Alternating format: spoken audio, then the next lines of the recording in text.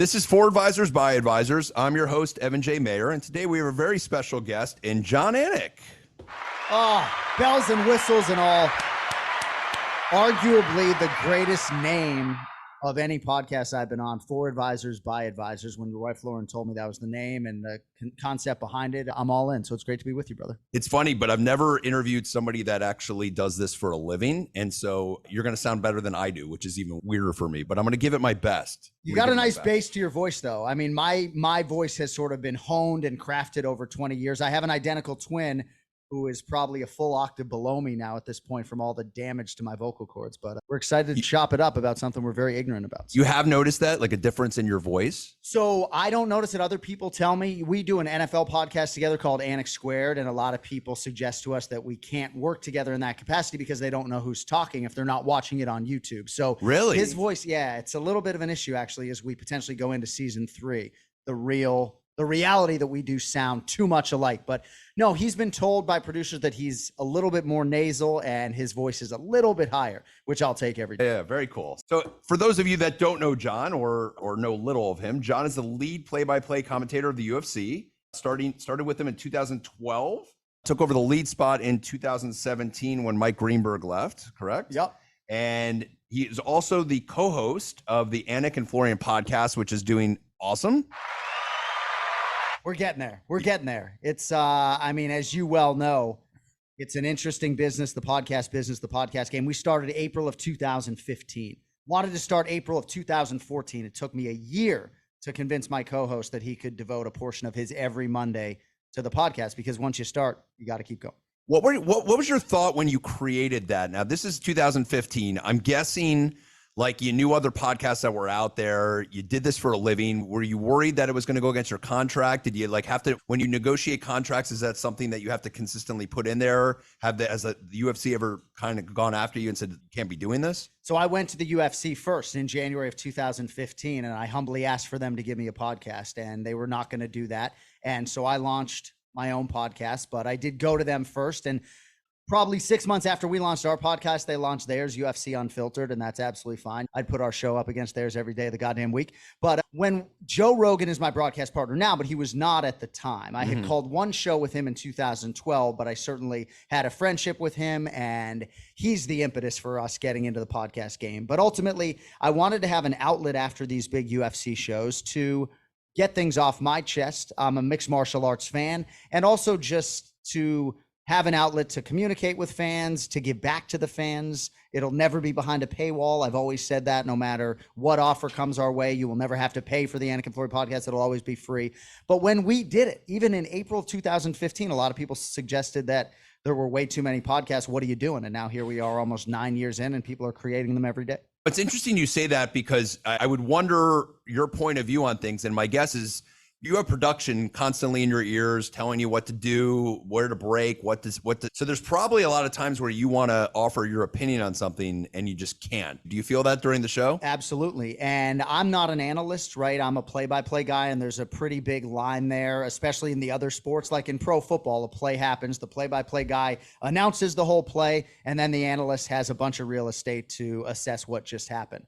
But my agent, way back in the day, was like, dude, you have all these strong opinions, opinion pays, you should be in the opinion business. Sports radio at the time was moving towards solo acts. Colin Cowherd was a mentor of mine. I used to do updates on his show at ESPN Radio, and I was just like, I could never be as good as that guy doing a solo show. I always wanted a co-host alongside, so I gravitate sort of away from sports radio because I wanted to be in a more Pat McAfee show type setting with a bunch of people talking at each other. But definitely it gives me a place to voice my opinions, and I just have to walk right up to that line but not cross it. Yeah, interesting. So you worked with Colin? Yeah, for a long time. And love him. Yeah. I don't like, he's not a Dolphin guy. No praise for Tua, but was it interesting working with him? Yeah, I mean, seeing somebody that talented and just the ability to, I'm on the other side of the glass from this guy, and to watch him for 3 hours just master pausing after his thought instead of using a verbal crutch like I might use, or just to be able to pause on national radio for maybe 5 seconds, just total master of his craft, just complete command of that medium. And I had hosted sports radio shows in Boston. I hosted on ESPN Radio. but I think I only did one solo show in my entire time at ESPN Radio, and that was enough for me to know that I did not want to be sitting in that studio by myself. Let's piggyback on that. Tell us a little bit about how you got started. I mean, I'm guessing at 13 years old, you weren't talking into a fake mic. Maybe you were. No. But how did it go? How did it start? I saw you got a degree in political journalism. Where were you headed? And tell us your life over the last 25 years. Well, part of the reason I got into sports broadcasting was because I didn't think I could pass the GMAT to go get an MBA, and I certainly couldn't pass the LSAT to become a lawyer. So I think I was pretty good at figuring out at a young age what my strengths and weaknesses were. But I grew up in Boston, Massachusetts, in and around the Metro West pocket, rabid sports town. So I knew, thankfully, from the time I was 15, 16 years old, that I wanted to work in sports. So I was trying to become a columnist for the Boston Globe. I was trying to become a sports writer and ended up working for the Metro West Daily News out of college in Framingham, Massachusetts. And my writing was clean, but it was never particularly special. And I was running into a lot of print journalists that were really talented, but I felt like when we would get into an argument in the sports room, I could carry my own weight. So my goal sort of gravitated towards radio. I did have a 4-year degree from Gettysburg College in political journalism, but I needed to go back to school to get career training. I didn't get a master's. I went to the Connecticut School of Broadcasting, which afforded me the opportunity to get an internship at 1510 The Zone, which was the Sporting News radio affiliate in Boston. That allowed me to get on the air. And I knew if I could get that internship, I could start doing updates at some point 6 months later. And once I got on the air, I was able to sort of parlay one thing into the other. But I never was a martial artist, right? I certainly wanted to be the voice of the Boston Red Sox or the Celtics or the Patriots. I didn't ever envision that I would be a combat sports guy, but here we are. And your big break came with ESPN. Did ESPN hear you on the radio, or how did that work out? It's a good question. A lot of broadcast journalists, aspiring broadcast journalists, find yourselves in this position where you're sending out hundreds of demo tapes. And I couldn't get any feelers in Montana or New Mexico, but I got a call back from the ESPN Radio National Network in Bristol, Connecticut. I sent them my stuff. And I went down there, I auditioned, and I started as a SportsCenter anchor on ESPN Radio. A couple of years later, they were auditioning radio talent for TV. Definitely did not want to do TV. I'd prefer to be 175 pounds and nobody see my face. But I took that interview and that audition. I eventually started working in a television capacity for ESPN.com. And then the big break, I guess, came in 2008. They were launching an MMA show called ESPN MMA Live that later migrated to ESPN2. And because I had hosted a boxing show for 3 years in Boston, I was one of 3 guys at ESPN at the time. The late Stuart Scott, Brian Kenny, and myself were the only guys really there who had anything resembling a combat sports background. Started hosting MMA Live in 2008. All the while, I'm trying to call college football games for ESPN, but I'm not getting any opportunities. I'm getting like 1 game a season. Yeah. Not going to get any better. So in 2011, I was covering a UFC pay-per-view for ESPN in New Jersey, and one of the UFC executives approached me, said, "We'd like to bring you on. We're doubling our schedule from 20 to 40 live events." And they bought out the last 2 months of my contract in 2011. I moved to Vegas, and we're 13 years in. That's amazing. So with ESPN, as you're kind of going through this, now you grew up in an era where fighting was boxing, like Mike Tyson and Lennox Lewis and Evander Holyfield and all these great boxers, and UFC wasn't quite out yet. When did it first catch your eye, mixed martial arts, and when did you know that? And forget knowing, because my guess is that you were good at what you did. People liked you, and UFC brought you aboard, and you just got even better and better. But what sparked your interest in UFC? So I don't admit this all that publicly, but I was reluctant at first. As a boxing radio journalist, you see this mixed martial arts avalanche coming, and I wanted to give it the Heisman. I didn't have an appreciation for the wrestling nor the grappling. My boxing radio co-host fucking hated it. So in 2007, we got invited by boxing promoter Gary Shaw to cover Elite XC1. He had launched an MMA promotion and he wanted to bring attention to it. So he paid for a bunch of the boxing media to come cover this event. I did so reluctantly. So it was your first time, like, yeah. In 2007 in South Haven, Mississippi, I'm like, what am I doing here? Yeah. But then I saw the live event and I ingested everything that MMA had to offer in a live event setting. And I don't want to suggest that I was hooked immediately, but it opened my eyes. And I thought to myself, this sport has a lot more to offer than boxing. It's so much more exciting. The players are more exciting. And about a year later, I was working in a full-time MMA capacity doing ESPN MMA Live and called my first MMA fight in 2009. And I guess that's when I really stopped thinking about American football, because when I got hired to do Bellator 1 in 2009, I was so nervous. I felt like they had hired the wrong guy. I am not a martial artist. I don't train in jiu-jitsu. I have reluctantly. And you just find that when you're in a live broadcast setting, you just play to your strengths. And it just was really natural for me. And I felt like I could do that for the rest of my life. When did you know you had it? Meaning, like, you started with UFC in 2012. When did you go, I know that move, and you were able to, like, not mess it up? Like, when did you feel that confident in your ability to call the UFC and not stumble over maybe something that was very technical that you didn't understand? I would probably say about 2 or 3 years in, but I would add that it's really a constant evolution. If there's something that transpires on the ground and I'm in doubt as to whether or not it's a Bravo choke or an anaconda, I'll just say Evan Mayer by submission, right? I don't care, right? Like, that's staying in my lane. And then Joe Rogan can say, yeah, it was a Bravo choke or whatever. So I'm still of a mentality you still do that to this day? Stay in my lane. And you can be sure that when the fight hits the ground, Dana White is not looking for jiu-jitsu analytics from his play-by-play guys. Yeah, so that makes life easy. I never thought about it in those terms. So Vegas. So you're in Vegas, city of sin. Now, you're married at the time? So yeah, I got married in Boston, but I met a girl from Connecticut, and a few months after we had our first child, we moved to Las Vegas. And I think for a lot of people who go east to west, you never want to come back. I mean, you're a golfer, you appreciate the sun. So Florida's pretty good if you have to be on this coast. But when I went west, I never planned to come back. But my wife just didn't want to stay out there. And I can understand educationally why she didn't want to raise our kids in Nevada. I say that with all due respect, but the numbers are the numbers. And you moved to Florida when? So December of 2014. And did you feel like that decision was going to hurt you with the UFC a little bit, or that it wouldn't affect you? Yeah, I mean, certainly a few years later when they launched a gambling show and I didn't get that show, I was sort of told in no uncertain terms, well, you want to move back to Vegas, you can host UFC on the line. So yeah, I think professionally, maybe it hurt me in some capacities, but it was also nice to not be underneath their nose all the time, right? The Halloween costume contest rolls around and they need an MC and I'm down the road, right? So I think it worked both ways, but we had said to the UFC, we want to live in Connecticut was our number one choice, New York number 2, Massachusetts 3, Florida 4. And due to the corporate tax structure in the states of Nevada and Florida seemed to be the best fit if I was going to stay a full-time employee. Things have changed now. The company now is owned by Endeavor, so I can live wherever they have business set up. So if I wanted to go to New York now, I could, but I like that yellow orb in the sky. Yeah, no.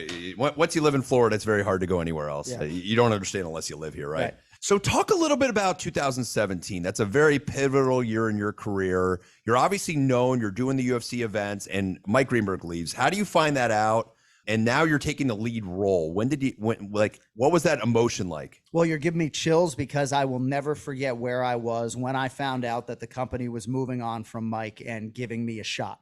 Because with total respect to my predecessor, I never would have left ESPN if I didn't think I could ascend to that number 1 seat and call fights with Joe Rogan. I wouldn't have done it. At the time, the UFC was rumored to be going to G4, like the G4 gaming network, right? But I just knew if I could attach myself to the UFC, I could build myself up. So they pulled me aside at the TV trucks because I was calling a fight on a Friday night and they had a pay-per-view Saturday and they said, hey, we're moving on from Mike Goldberg. Come January of 2017, you're going to be the pay-per-view guy. And I just like dropped. And they give you how long, how much notice was that? About a month, okay. You know, but I had been calling fights. I just hadn't been calling the title fights, but I felt like they built me. They developed me almost like a AAA player. So I had done 20 shows in Brazil in all of these challenging broadcasting climates and conditions in these rat-infested venues with no air conditioning, right? So I felt like I had mastered sort of the, not to call them bottom feeders, but the bottom of the roster so that when I was elevated, I was ready to call those big fights. But I was pretty nervous going into UFC 208 in Brooklyn, New York in January or February of 2017. I remember that being a particularly nerve-wracking van ride to the arena, and Daniel Cormier was trying to talk me up and get me out of my own head.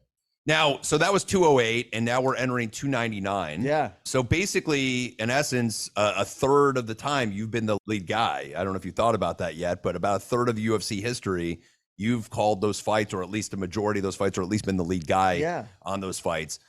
Has your preparation changed at all? Do you still get nervous when you go on the air? My guess is there's always a nervous tension and anybody that goes on air, because I still to this day when I talk in front of people, and again I don't talk in front of as many people as you do, but I always have that little bit in there. Sure. Do you still have that?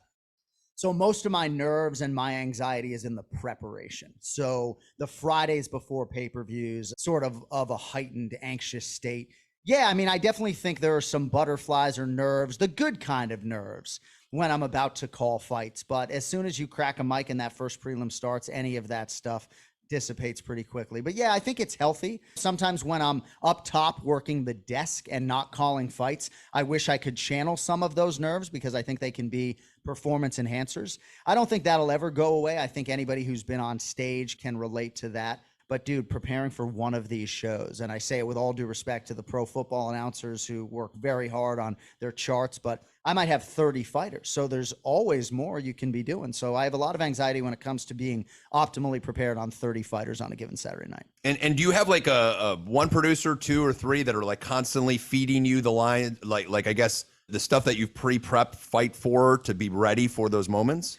So very rarely. I mean, sometimes they'll get in our ear and say, hey, that was the 7th arm triangle in UFC history. Or they'll say something that they think might serve as connective tissue, or they'll say, oh, that happened in this fight. And that may go to all three of us. That may just go to me. But for the most part, the rule for a producer in my ear is 5 words or 5 seconds. If you can't get the message to me in 5 words or 5 seconds, you got to shut it down because I'm calling a fight and something could play out. And early on, I would say to my producers after the show, hey, man, I'm sorry I didn't go. And there's never any pressure to use what comes into our ears. But as far as my preparation, it's really the same since Bellator 1 in 2009. I mean, there's more of it, but my system of handwriting my own cards hasn't changed in 15 years.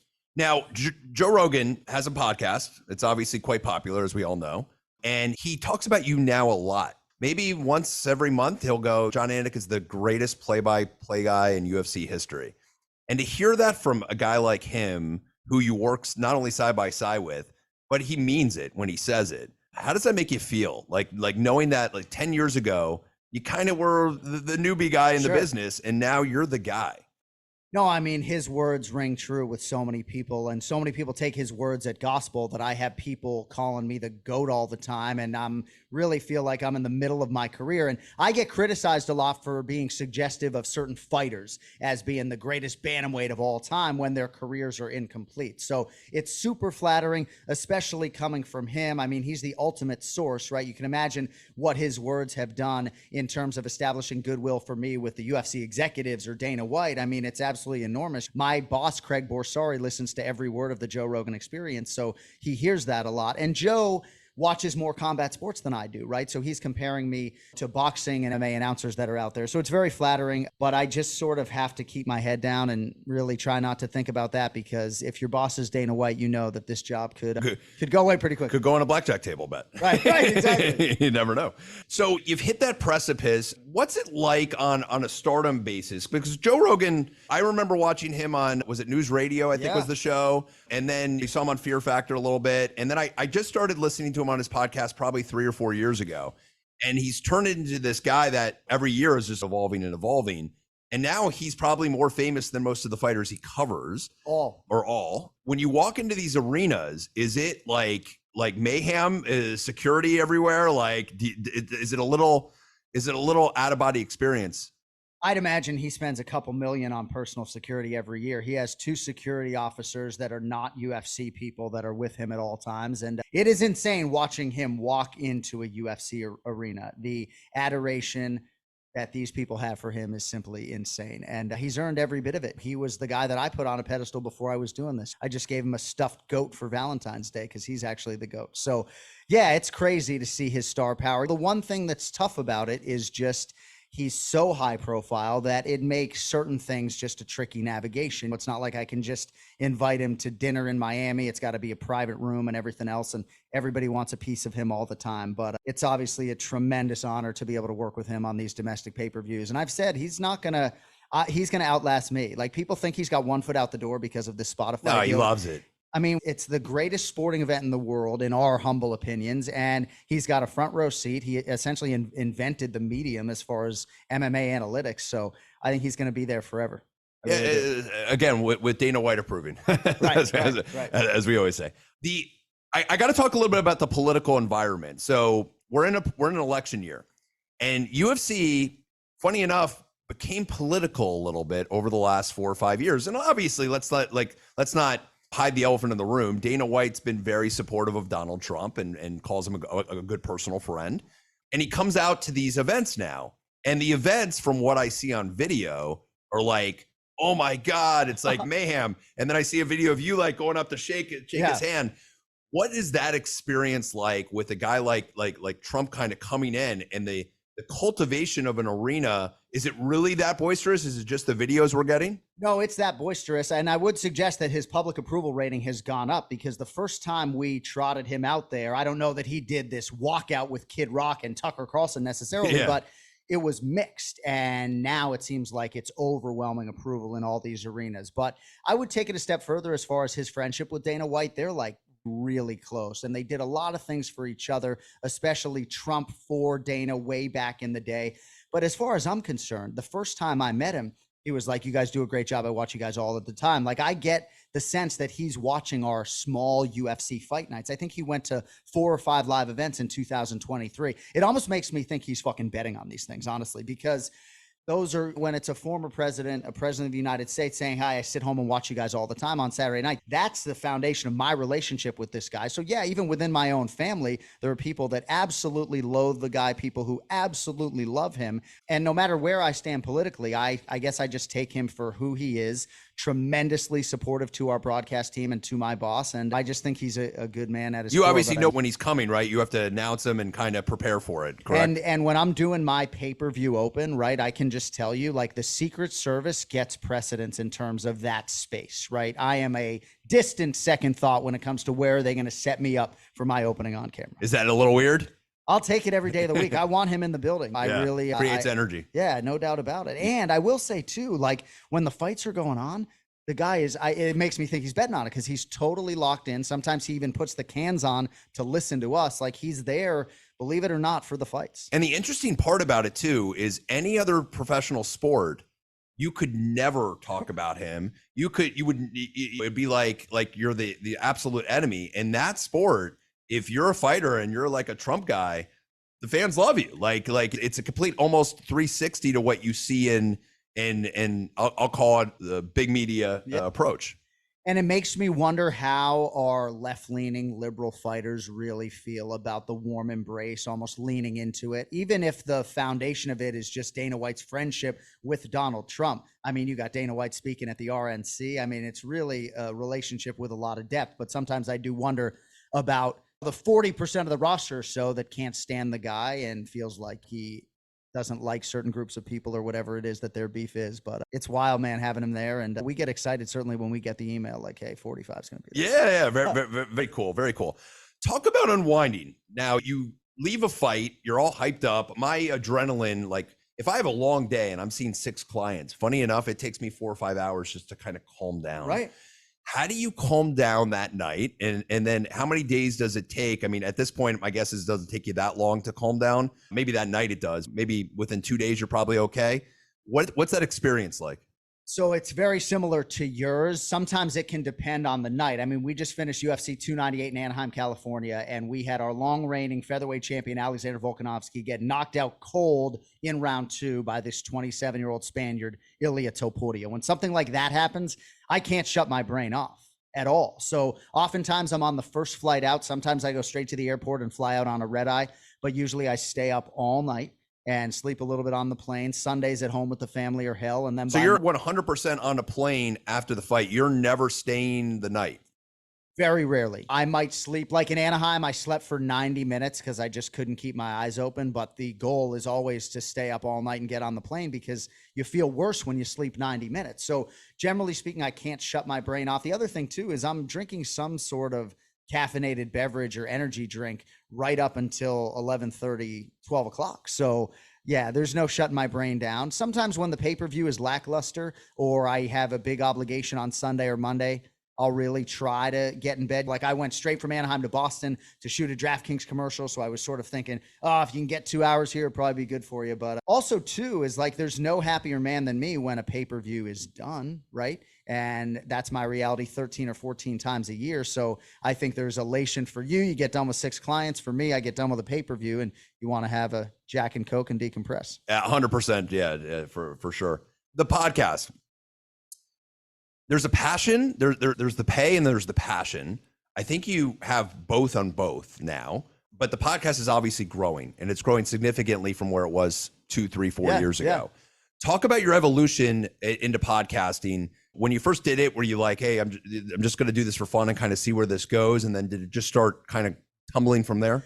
Yeah, I mean, we were in the red for 6 or 7 years, but we just felt like if we consistently stayed at it and the content was good, that everything else would take care of itself. And I think the challenge was maybe underpaying a producer or underpaying Ray Longo, who is the coach on our show every week.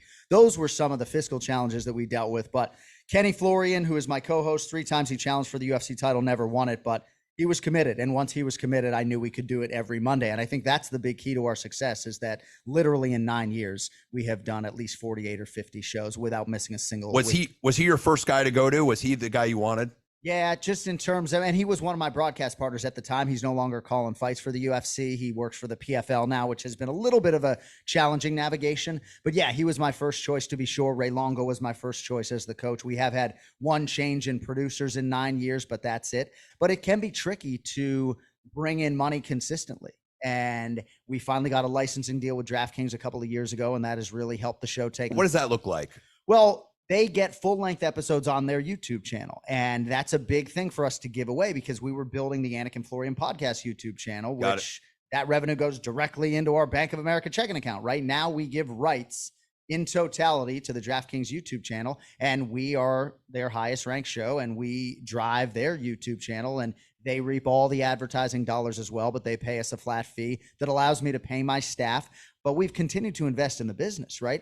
$15,000 on a home studio this year. We just paid 2 20-year-olds $7,000 for 3 months to handle our social media, right? So we're constantly trying to take it to the next level. And even though merchandise isn't necessarily a big cash maker, it's marketing. It allows for connectivity with the fans. So we're just trying to now build it more like a business. We brought my twin brother on to be the business manager of Anik and Florian LLC. And I have a lot of ignorant areas. I have a lot of weaknesses as a person, and I'm just trying to find people that can shore those up for us. Excellent. Well, it's a journey. It's fun, and it allows you to express yourself. And I think probably being a play-by-play announcer, like in this day and age where it's all about expression, this is a great outlet for you. So we wish you nothing but success. Well, thank you, man. It's great to be on with you and chop it up in this capacity. You're jogging my memory a little bit when I think about just where I was in December of 2016, just getting ready to call this small fight night, probably wondering if I'm ever going to get that promotion. And then you just never know when it's going to come, because those guys were institutions, right? Goldie and Rogan. And you just start to wonder, like, did I get off the wrong horse leaving ESPN in my prime? But I appreciate it. Sometimes it's hard work, and sometimes it's talent, and sometimes it's a bit of both. Yeah, and luck. Luck never hurts. Jon, thanks for joining us today. My man, thank you. Hope everybody enjoyed today's podcast, and we look forward to seeing you on the next one.